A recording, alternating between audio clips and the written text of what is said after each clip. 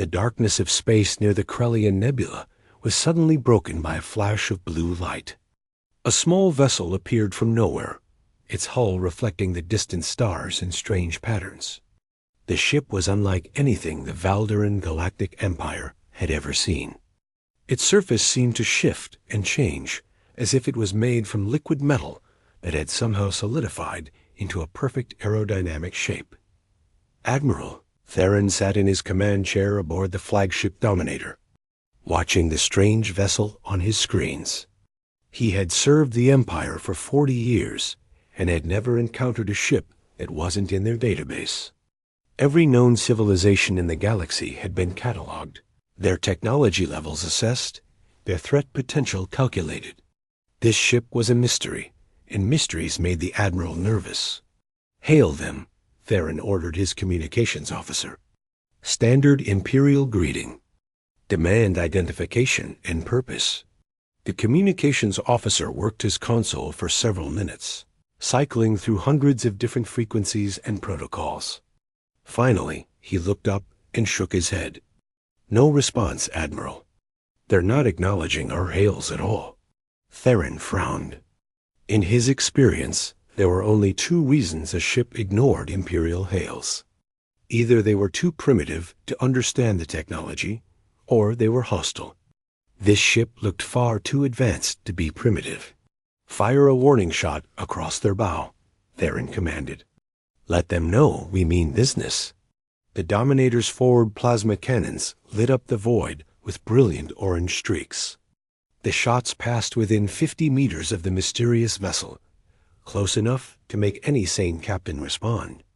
But the strange ship simply continued on its course, not even adjusting its trajectory. It was as if the Empire's most powerful flagship was nothing more than an annoying insect. "Admiral, they're accelerating," the sensor officer reported, his voice rising with disbelief. "Speed is increasing beyond normal parameters. They're pulling 800 gravities of acceleration." Theron stood up from his chair. 800 gravities would turn any organic crew into paste against the back wall of their ship. The inertial dampeners needed to survive that kind of acceleration didn't exist, not in any technology the Empire possessed or had ever encountered. "That's impossible," Theron said. "Check your sensors. There must be an error." "No error, sir. The readings are confirmed.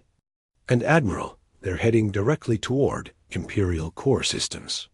Theron's blood ran cold. If this vessel was hostile and possessed technology that advanced, it could be a threat unlike anything the Empire had faced before. He couldn't let it reach the populated worlds. "Dispatch the battle group," Theron ordered. "Cruisers Vengeance, Retribution, and Justice. Intercept that vessel and force it to stop. Use whatever means necessary, but I want that ship captured intact. The Emperor will want to study its technology."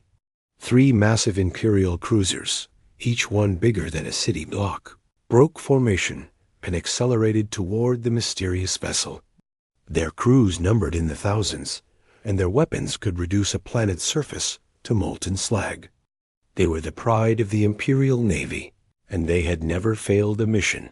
The mysterious vessel seemed to notice the approaching warships. For the first time, it changed course, but not to flee. Instead, it turned directly toward the 3 cruisers, accelerating even faster. The distance between them closed rapidly. "They're on a collision course," reported the tactical officer aboard the Vengeance. "All weapons armed and ready. Firing solution locked." But before any of the cruisers could fire, the mysterious vessel did something that made every sensor on every ship scream with impossible readings. It seemed to split into 3 separate images, each one darting in a different direction. Then it was behind the cruisers, having somehow passed through their formation, without any of them being able to track its movement. "What just happened?" demanded Captain Horath aboard the Vengeance. "Where did it go?" "Behind us, sir," his sensor officer replied, his voice shaking. "It's directly behind us. All 3 cruisers. It somehow positioned itself behind all of us simultaneously. Before anyone could respond, a pulse of soft blue energy washed over all three Imperial cruisers. Every light on every ship flickered and died. Engines went silent. Weapons systems went offline. Life support switched to emergency backup power. The three most powerful warships in the sector were suddenly drifting in space like dead metal coffins. Theron watched from his flagship in horror. "What happened? Report?" "They've been disabled, Admiral," his communications officer said. "All systems are down except life support and emergency communications. No casualties reported, but the ships are completely helpless." The mysterious vessel hung in space near the disabled cruisers for a moment, as if studying them. Then it turned back toward its original course and resumed its journey toward Imperial core systems. It left the three cruisers drifting harmlessly behind it. "Admiral, we're receiving a transmission from the unknown vessel," the communications officer said. "It's in a language our computers don't recognize, but the AI is attempting translation now." Static filled the bridge speakers, followed by a voice that sounded almost human, but with strange inflections. The computer struggled to translate, producing broken fragments of meaning. Most of it was incomprehensible, but one phrase came through with crystal clarity. "You should not have fired upon us." The bridge of the Dominator fell silent. Every officer stared at the screens, watching the mysterious vessel grow smaller in the distance.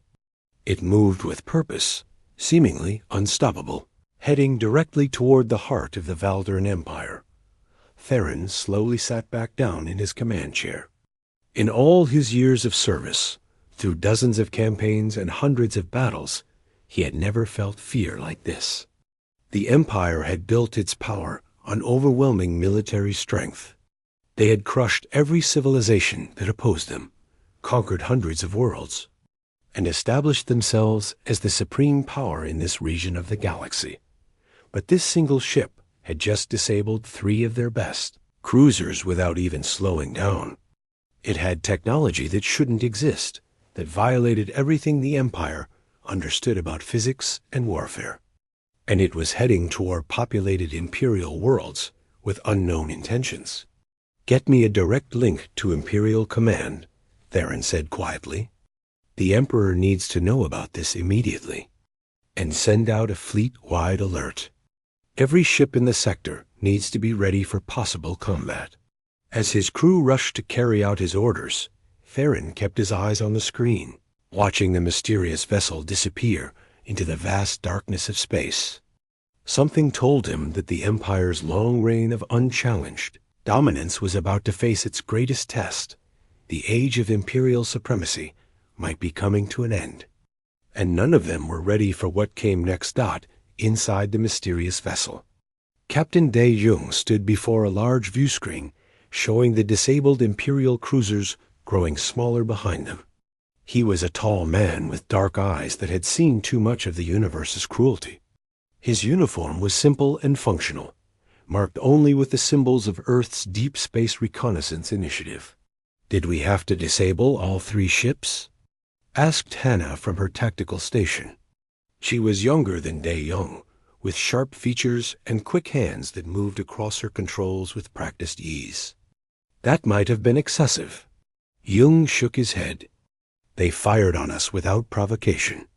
We gave them a warning they'll remember, but we didn't kill anyone. That's more mercy than they usually show others." At the engineering station, Bora looked up from her holographic displays. She was the smallest person on the bridge, but also the brightest, her mind capable of calculations that would take Imperial computers hours to complete. "Captain, I've finished analyzing the data we pulled from their systems. You need to see this." Tae-Yoon walked over to her station. Bora brought up a series of images and reports on her screen. What he saw made his stomach turn. Records of destroyed worlds. Lists of enslaved populations. Reports of entire species being systematically eliminated because they refused to surrender. How many? Tae-Yoon asked quietly. 17 worlds completely destroyed, Bora replied, her voice tight with anger. Hundreds more conquered and enslaved. The Valderan Empire has been expanding aggressively for the past 200 years. They've built their civilization on the backs of conquered species. Hannah pulled up another set of data on the main screen. There's more, Captain. I found references to human colonies in their historical archives. They're listed as extinct civilizations. Taeyong felt his heart sink. When Earth had launched the Deep Space Reconnaissance Initiative 500 years ago, dozens of colony ships had been sent to distant stars. Those colonies were supposed to be the seeds of humanity's future, independent worlds that would carry human culture forward, even if Earth itself fell.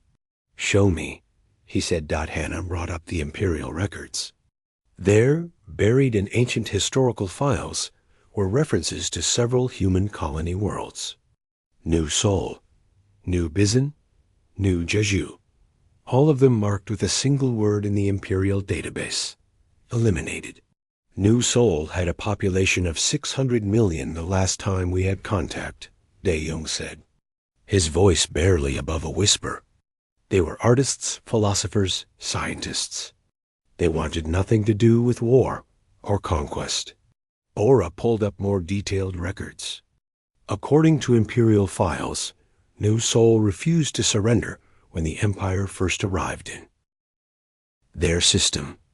They said their culture valued independence and freedom above all else. So the Empire used their Starbreaker weapon on them. Starbreaker? Taeyong asked. A device that ignites a planet's atmosphere, Bora explained, her hands shaking as she worked her controls. It turns the entire surface into an inferno. Nothing survives. No structures, no plants, no people. Just ash and molten rock. The bridge fell silent. The crew of the reconnaissance vessel had known they might find changes in the galaxy during their long mission, but this was beyond anything they had imagined. Humanity's children, scattered among the stars, had been wiped out by an empire that valued only power and submission. Taeyong walked to the captain's chair and sat down heavily. His mission had been simple when they left Earth centuries ago: explore the unknown regions beyond the galactic rim, study new star systems, and return with data that would help humanity understand the universe better. But they had taken longer than expected, pushing deeper into unexplored space than any human ship had gone before. Now they were returning to find that their home region had been conquered by tyrants. The colonies they had left behind were destroyed, and somewhere out there, Earth itself might be threatened by this empire. How long until we can contact Earth? Taeyong asked. At our current position, even with quantum communications, we're looking at a 3-year delay, Bora replied. We're too far out. By the time we send a message and get a response, 6 years will have passed. 6 years, Hannah said bitterly. How many more species will the Empire destroy in 6 years? How many more worlds will burn? Taeyong stood up and walked to the view screen. Outside, stars stretched in all directions, beautiful and cold and distant. Earth had sent them out to explore, to learn, to discover. But Earth had also taught them something else, that freedom was worth fighting for, and that those with power had a responsibility to protect those without it. Humanity had nearly destroyed itself in wars centuries ago. Nations had fought over resources, ideology, and pride. Nuclear weapons had left scars on Earth's surface that still glowed with radiation. Billions had died before humanity finally learned the lesson that power without wisdom led only to destruction. That was why Earth had sent out the reconnaissance ships. Not to conquer or colonize, but to explore and mature, to learn if humanity could be trusted with the power their technology gave them, to see if they could grow beyond their violent past. Taeyong had spent his entire adult life on this mission. He had seen wonders that most humans could never imagine. nebulae that sang with electromagnetic harmonies, stars being born in clouds of cosmic dust, ancient ruins left by civilizations that had risen and fallen millions of years before humanity even existed. But he had also seen the dark side of the universe. He had found worlds stripped of resources and left barren. He had discovered evidence of wars so terrible they had sterilized entire star systems. He had learned that the universe was full of species that gained power before they gained wisdom. Now he had found another one, right here in humanity's former neighborhood. The Valderan Empire had the same disease that had nearly killed Earth, the belief that might made right, that the strong had the right to dominate the weak. We have a choice to make, Tae-Yung said, still staring at the stars. We can continue to Earth, report what we've found, and wait for orders.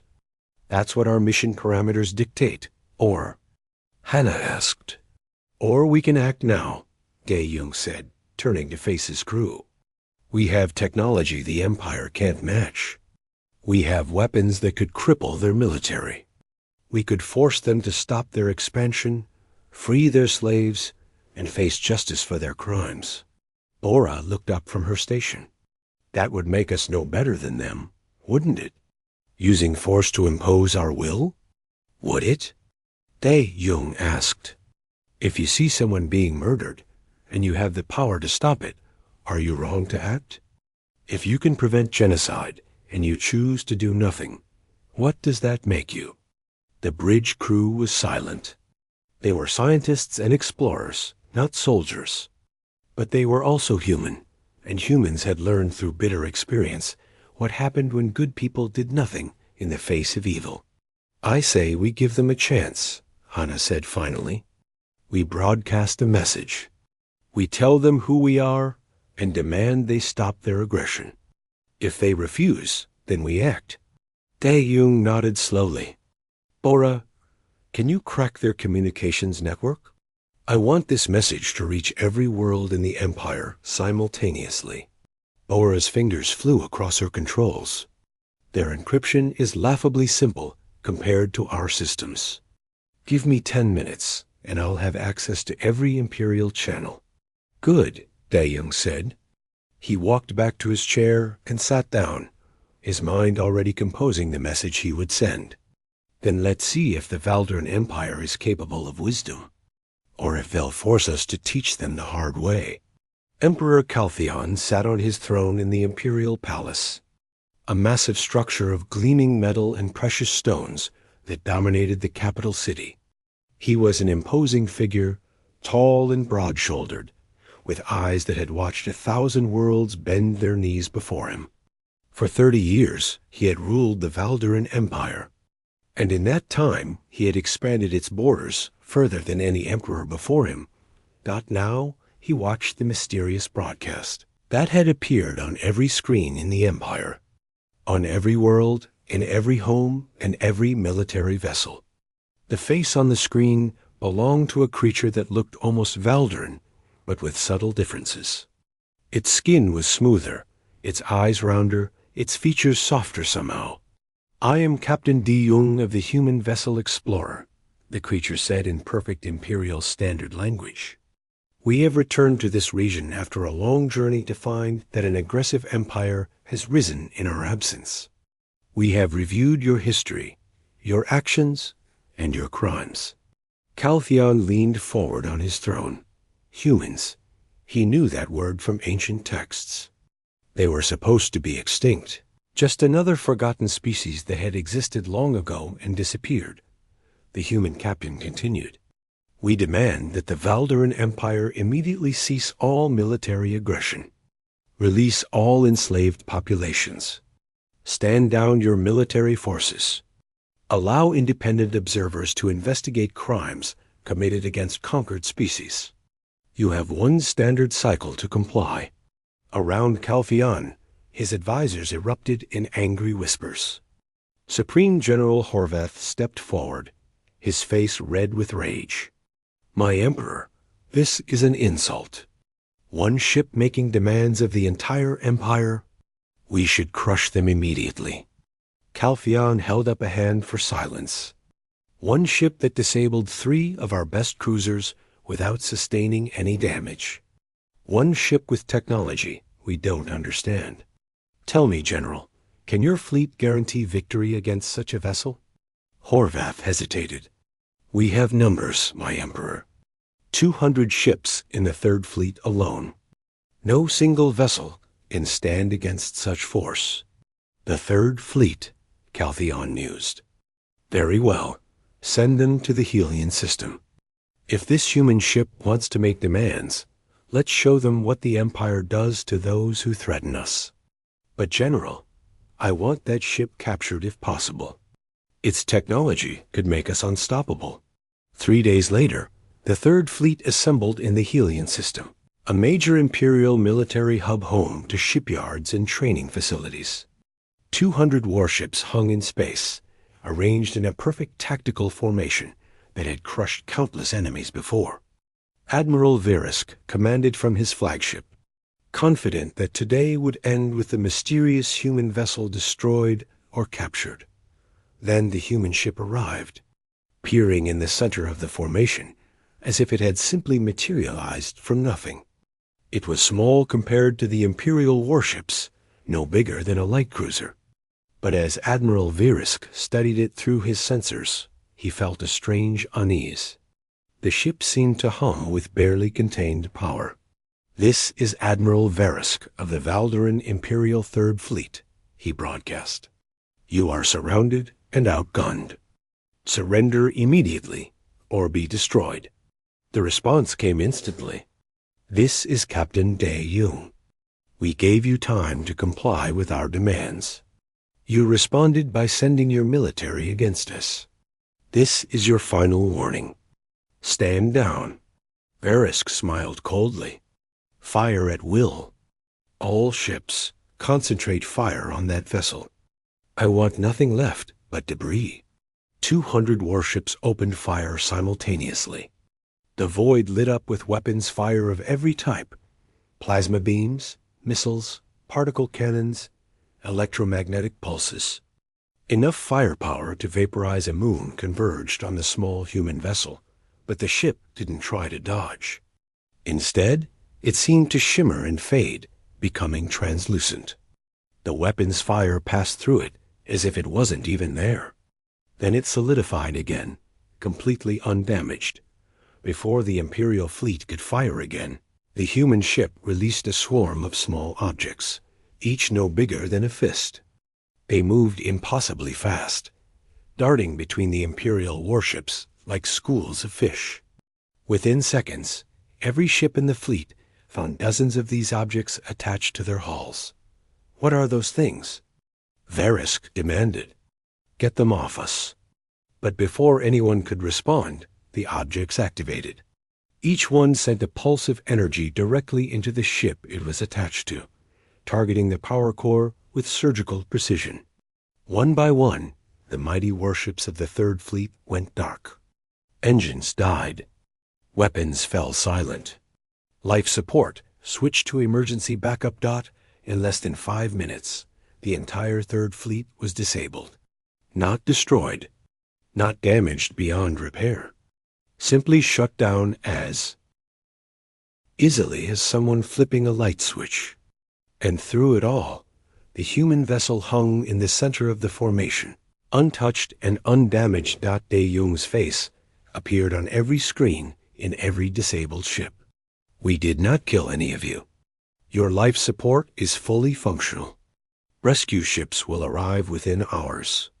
But understand this, we could have destroyed you all. We chose not to because we don't want to be what you are. We want you to be better. Then the human ship vanished, disappearing in another flash of blue light. When it reappeared, it was in orbit above the Imperial capital world, directly over Emperor Calpheon's palace. Every defensive station, every orbital platform, every weapon satellite suddenly went dark. For exactly 10 seconds, the capital world had no defenses at all. Then everything came back online. And the human ship was gone again. Calpheon stood in his throne room, watching reports flood in from across the empire. His third fleet disabled, his capital defenses compromised. And everywhere, on every world, people were seeing the broadcasts. The mysterious human ship had somehow infiltrated the Imperial communications network and was showing everyone what the Empire had done. Images of destroyed worlds, records of genocide, testimonies from survivors of Imperial conquest. All the crimes that Calpheon had carefully hidden from his own people were now being revealed for everyone to see. Shut it down. Calpheon roared. Cut all communications. Block those transmissions. We can't, my Emperor, his chief technician replied, his voice shaking. Their systems are more advanced than ours.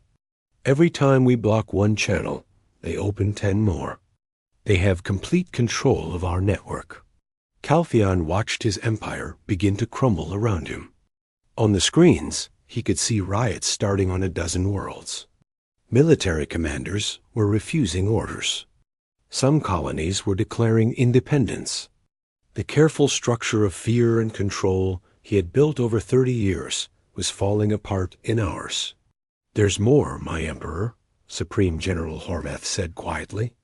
Our deep space sensors have detected something new. Multiple ships emerging from hyperspace at the edge of our territory. The signatures match the vessel we encountered. How many? Calpheon asked, though he already feared the answer. 30 vessels, my Emperor. All human. All with technology matching or exceeding what we've seen. And they're broadcasting a message. They say they've come from Earth, the human homeworld. They say they received a distress call from the reconnaissance ship. Calpheon slumped on his throne. 30 ships. If one ship could disable 200 of his best vessels, what could 30 do? The Empire's military might, built over centuries, was suddenly worthless against this technology. But Calpheon had not become emperor by accepting defeat easily. He had one final card to play, one weapon that even these advanced humans might not be able to stop. The Starbreaker. The device that had destroyed 17 worlds who dared to defy the Empire. If he couldn't defeat the humans in battle, he would show them that defying him came at a cost no one could bear. He would threaten to destroy an entire world, with billions of innocent lives hanging in the balance. The humans claimed to be merciful, to value life. Let's see how merciful they remained when faced with genocide. Activate the Starbreaker, Calpheon commanded. Target the Telmara colony. 4 billion inhabitants. Send a message to the human ships. If they don't surrender within 1 hour, Telmara burns. His advisors stared at him in horror, but none dared to object. The Emperor had spoken, and in the Valderan Empire, the Emperor's word was absolute law. The message from Emperor Calpheon appeared on the bridge of the Explorer, and Captain De Jong felt his blood run cold. On the screen, the Emperor sat on his throne, his face twisted with desperate rage. You claim to value life, Calpheon said.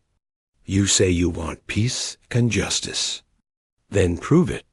Surrender yourselves within 1 hour, or the world of Telmara dies. 4 billion lives rest in your hands, Captain. Choose wisely. Hana slammed her fist on her console. He's insane. He's threatening to kill billions of his own subjects just to maintain power. Bora was already working frantically at her station, pulling up data on the Starbreaker weapon. What she found made her face go pale. It's real. The device exists, and it's already charged and targeted at Telmara.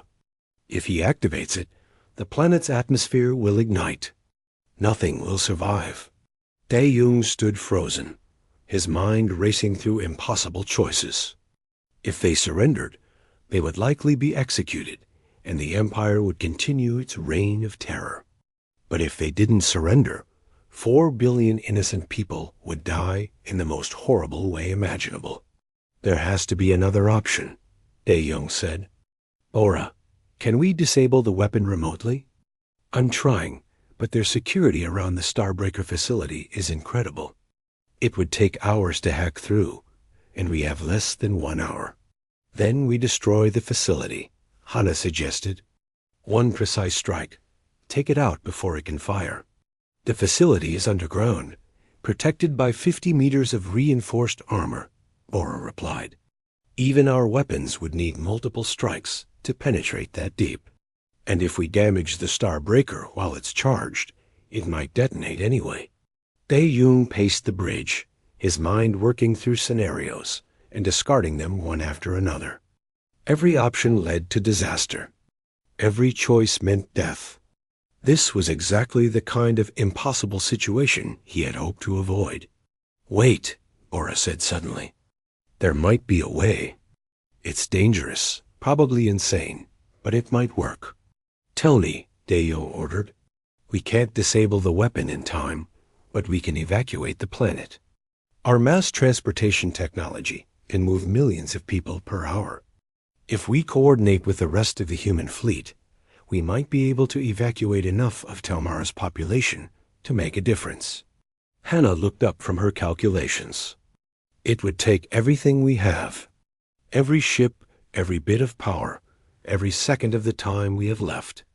And we still couldn't save everyone. Maybe half the population, if we're lucky. Half is better than none, Dae-Young said. Contact the fleet. Tell them to converge on Telmara immediately. And Bora, I need you to do something else. Sir? Find me every other world the Emperor might target. If he's willing to destroy Telmara, he might have contingency plans for other worlds too. We need to know where all the Starbreaker devices are located. For the next 45 minutes, the Explorer and the newly arrived human fleet performed what should have been impossible. 31 ships appeared in orbit above 7 different worlds simultaneously. Each ship deployed hundreds of transport platforms, shimmering fields of energy that could relocate matter from one point in space to another. On Telmara, the population watched in confusion as strange blue platforms appeared in their cities, their homes, their streets. A voice broadcast in their language, calm but urgent, telling them to step onto the platforms, telling them they were being evacuated because their emperor had targeted them for destruction. At first, nobody believed it. How could the emperor destroy one of his own worlds? But as the minutes ticked by and more people heard the broadcasts, panic began to spread. Then acceptance. Then desperate gratitude as families gathered on the platforms and vanished in flashes of light, reappearing aboard human vessels or on nearby uninhabited worlds. In the Imperial Palace, Calpheon watched in growing fury as his ultimatum was turned against him. The humans weren't surrendering. They were saving the very people he had threatened to kill. His final weapon, his ultimate leverage, was being neutralized right before his eyes. Time is up, Calpheon snarled. Activate the Starbreaker. Destroy Telmara now. But nothing happened. The technician at the Starbreaker controls frantically worked his console, his face going from confusion to horror. My Emperor, the weapon won't respond. Something is blocking the activation signal. On the bridge of the Explorer, Bora allowed herself a small smile. Got it. I couldn't hack their security, but I could jam their communications. The Starbreaker is isolated. They can't send the activation code. Henna pulled up a tactical display. Captain, I've located the Starbreaker facility. Sending coordinates to our strike team. What happened next took only seconds, but felt like hours. A small human ship, barely bigger than a fighter craft, appeared directly above the Starbreaker facility. It fired a single shot, not at the facility itself, but at a precise point in the ground above it. The shot burrowed through 50 meters of armor like it was paper, threading through a ventilation. Shaft so narrow that being off by even a millimeter would have meant failure. The shot reached the Starbreaker's power core and released an ice, electromagnetic pulse that fried every circuit in the device. The weapon that had destroyed 17 worlds and threatened to destroy an 18th was suddenly nothing more than a pile of expensive, useless metal. But Bora's search through Imperial files had revealed something even more horrifying. The Starbreaker on Telmura wasn't the only one. There were 6 more, hidden on different worlds, each one charged and ready. Each one had been placed there as insurance, as a final threat if the Emperor's power was ever truly challenged. Aeyong stared at the list of worlds, each one home to billions of people who had no idea they were living on top of a bomb. How long until the Emperor realizes we've disabled the Starbreaker? Minutes, maybe less, Hana replied. And when he does, he'll try to activate the others. Then we split up, Baeyong ordered. Every ship to a different target. Disable every Starbreaker device before he can use any of them. The human fleet scattered, each ship racing to a different world. They arrived to find that Calpheon had indeed tried to activate the remaining weapons. But the humans were faster. One by one, as Starbreaker devices were neutralized, their power cores destroyed or disabled. But while the human fleet was spread across the Empire, something else was happening. Calpheon had one final desperate plan. He had assembled his elite shadow guard, 12 of his best operatives, specialists in infiltration and sabotage. While everyone's attention was on the Starbreaker crisis, he sent them to capture the Explorer. The Shadow Guard ship approached the Explorer while it was coordinating the evacuation of Telmura. The ship was old Imperial technology, exactly the kind that would be expected in the area. It broadcast a distress signal, claiming to be a damaged civilian vessel in need of assistance. Dae-Jung, his attention focused on saving millions of lives, made a decision he would later regret. Bring them aboard. Quick medical scan, and then send them on their way. The 12 Shadow Guard operatives were beamed directly into the Explorer's medical bay. The moment they materialized, they dropped their civilian disguises and drew weapons. Within seconds, they had taken control of the medical bay and were spreading through the ship, but they quickly discovered that infiltrating a human vessel was very different from infiltrating an Imperial ship. The corridors seemed to shift and change, making their maps useless. Doors sealed themselves before they could pass through, and when they finally encountered members of the Explorer's crew, they found that humans were much harder to fight than they had expected. The first Shadow Guard to encounter Hana learned this the hard way. He aimed his weapon at her, expecting easy surrender. Instead, Hana moved with speed that seemed impossible, augmented reflexes honed by centuries of genetic optimization, allowing her to dodge his shot and disarm him in 2 quick movements. Before he could react, she had him pinned against the wall, his own weapon pressed against his throat. "We don't want to kill you," Hana said calmly, "but we will defend ourselves. Stand down." The operative stared at her in shock. He had trained his entire life for combat, had fought in dozens of battles, and he had been disarmed by this small human woman in less than 3 seconds. Throughout the ship, similar scenes played out.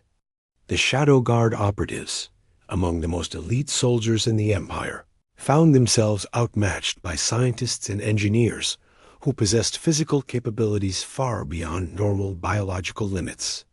Humans had augmented themselves not for war, but for survival in deep space. But those same augmentations made them formidable in close combat.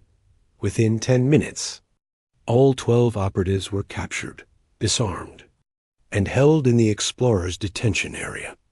They sat in their cells, still trying to process what had happened.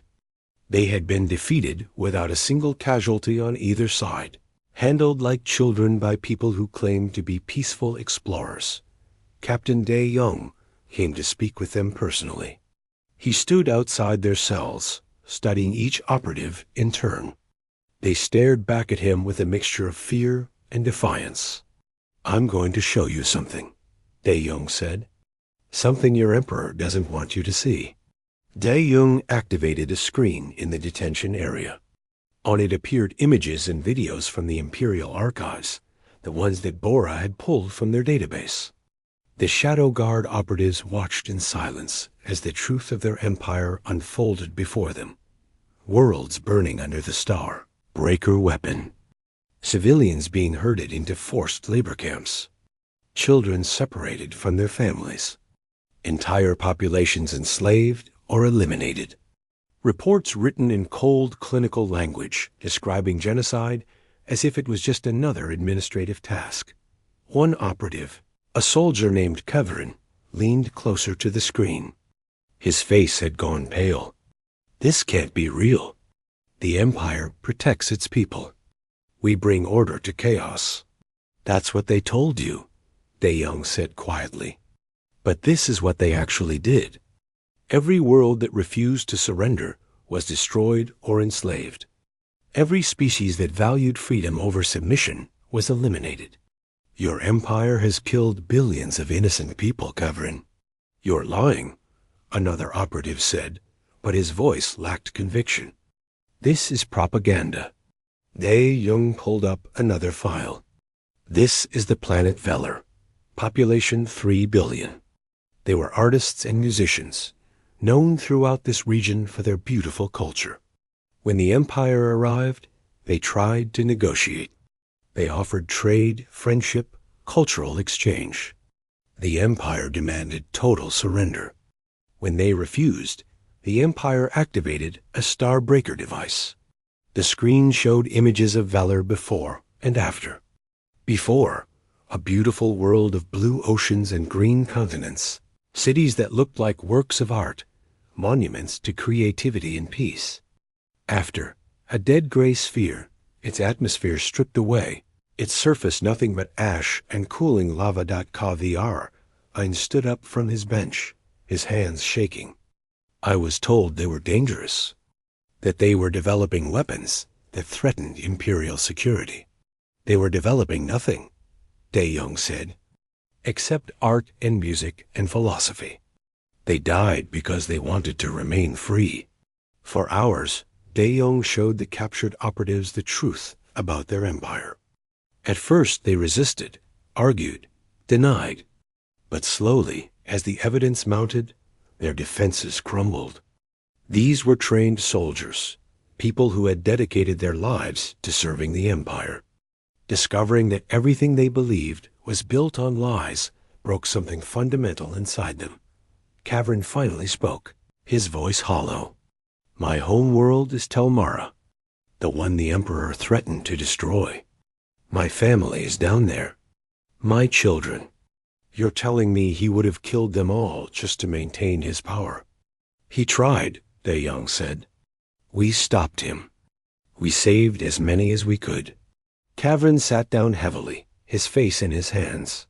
The other operatives were similarly shaken, their entire worldview collapsing around them. They had thought they were heroes, protectors of civilization. Instead, they had been tools of genocide. What do you want from us? Kavrin asked finally. I want you to make a choice, Dae-Young said. You can continue to serve an empire built on murder and slavery, or you can help us stop it. The choice is yours, but choose quickly. Right now, the Emperor is barricaded in his palace, and we have reason to believe he has one final contingency plan. Kavrin looked up at Dae-Young, tears streaming down his face. Then he stood at attention and saluted, not the imperial salute, but something else, a gesture of respect between equals. Tell me what you need. What Kavrin revealed saved billions of lives. The Emperor had indeed prepared a final doomsday protocol. Hidden in major population centers across 200 imperial worlds were fusion charges, each one powerful enough to destroy a city. If Caltheon fell, if his power was truly broken, he would trigger all of them simultaneously. Hundreds of billions of people would die in seconds. The human fleet split up once again, racing against time. Each ship headed to multiple worlds, searching for and disabling the hidden charges. Bora coordinated the effort from the explorer, her brilliant mind calculating trajectories and timing down to the MICROS ECOND. Meanwhile, Da-Young took a small team directly to the Imperial Palace. With Kavrin's help, they bypassed the defenses and reached the throne room where Caltheon waited. Surrounded by his last loyal guards, the Emperor sat on his throne, one hand hovering over a control panel built into the armrest. "Come any closer, and I'll activate the charges," he said, his voice eerily calm. 200 worlds, hundreds of billions of lives, all gone in an instant. "We're already disabling the charges," Da-Young said. "Your doomsday device won't work. Then I'll detonate the ones you haven't reached yet," Caltheon replied. "However many, that is. 50 worlds? 20? Even one world would be billions of deaths. Can you live with that, Captain? Can your precious morality survive that much blood on your hands?" Da-Jung took a step forward. "I'm offering you a choice, Emperor. Surrender now. Face trial for your crimes. Let the species you've hurt have justice. Or die here, a coward and a tyrant, remembered only for the misery you caused. I am the Emperor." Caltheon screamed. "I don't answer to anyone. I don't bow to anyone. I would rather die than kneel before you." His hand moved toward the activation button. But before he could press it, Kavrin was there, moving faster than anyone expected. The Shadow Guard operative, who had served the Empire faithfully for 20 years, tackled his Emperor and wrestled him away from the controls. "No more," Kavrin said, pinning Caltheon to the floor. "No more death. No more lies. It ends now." Bora's voice came through Da-Young's communicator. "All charges neutralized, Captain. Every single one. We got them all." The throne room fell silent. Caltheon struggled against Kavrin's grip, but the fight had gone out of him. He had played his final card and lost. The empire he had built through fear and violence was crumbling around him, and he was powerless to stop it. Over the following months, the Valderan Empire dissolved. Emperor Caltheon was tried before a council of representatives from every species his empire had oppressed. The trial was broadcast across all imperial worlds, ensuring that everyone could see justice being served. He was found guilty of genocide, crimes against sentient beings, and countless other charges. His sentence was life imprisonment on a remote world, where he would spend his remaining years contemplating the cost of his ambitions. Other imperial leaders faced similar trials. Some were imprisoned. Others were allowed to return to civilian life if they could prove they had not personally committed atrocities. The goal was not vengeance, but justice. Not punishment, but rehabilitation. The worlds that had been conquered were given their freedom. The species that had been enslaved were liberated. The human fleet provided technology and resources to help them rebuild. It wasn't charity, but restitution, an attempt to undo some of the damage that had been done. Kavrin and the other Shadow Guard operatives became ambassadors of sorts, traveling to different worlds to tell their stories. They spoke honestly about how they had been manipulated, how easy it was to believe lies when they came wrapped in patriotism and duty. Their testimonies helped many other imperial citizens come to terms with what their empire had done. 6 months after the fall of the empire, representatives from hundreds of worlds gathered for a historic meeting. They voted to form a new galactic coalition, one based on cooperation rather than conquest, on mutual respect rather than domination. The humans were offered a leadership role, but Da-Young politely declined. "We're not here to rule," he said. "We're here to help, to protect, to explore. We made the mistake of thinking power made us superior once before. We nearly destroyed ourselves learning that lesson. We won't make that mistake again." Instead, the coalition was governed by a council with representatives from every member species. Humans had one vote, the same as everyone else. They shared their technology freely, but insisted that other species develop the wisdom to use it responsibly. On the bridge of the Explorer, Tae-Yung stood with Hana and Bora, looking out at the stars. Behind them, the former imperial capital was being transformed into a center for art, culture, and learning. Statues of tyrants were being torn down and replaced with monuments to the billions who had died under imperial rule. "We should send our report to Earth," Hana said. "They need to know what happened here." "Already done," Bora replied. "I sent a full data package 6 hours ago. They should receive it in about 3 years. 3 years, Tae-Yung mused. By the time they get our message, all of this will be ancient history. Do you think we did the right thing?" Hana asked. "We came here to explore, not to fight wars and topple empires." Tae-Yung was quiet for a moment, thinking about all the lives saved and all the lives lost, about the delicate balance between justice and mercy, between action and restraint. "I think we did what we had to do. We saw suffering and we had the power to stop it. If we had done nothing, we would have been complicit in that suffering. And now?" Bora asked. "Now we continue our mission," Tae-Yung said. "We explore. We learn. We help where we can. But we also remember that power without wisdom is tyranny, and wisdom without compassion is cruelty.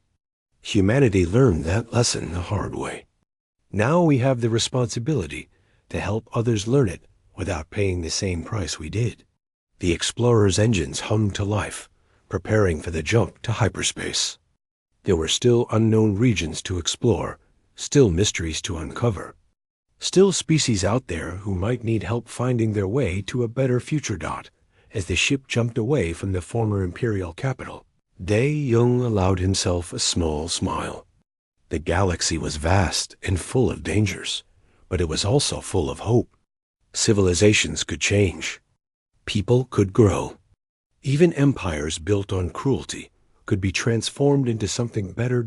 And humanity, once nearly destroyed by its own violence and pride, had proven that it could be trusted with power. Not because they were perfect, but because they remembered what it felt like to be broken and had learned from that pain. The Explorer vanished into hyperspace, carrying its crew toward new adventures and new challenges. Behind them, hundreds of worlds began the slow work of rebuilding, of healing, of learning to live as free people rather than subjects of an empire. The age of the Valdaran Empire was over. A new age, one built on cooperation and mutual respect, was beginning.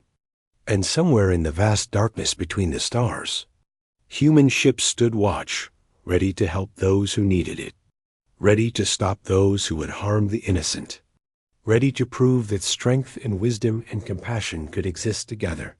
The galaxy would never be perfect. There would always be conflicts, always be challenges, always be those who chose cruelty over kindness. But now there was hope. Now there was proof that tyranny could be defeated, that justice could prevail, that civilization could be something more than the strong dominating the weak, and that was worth fighting for.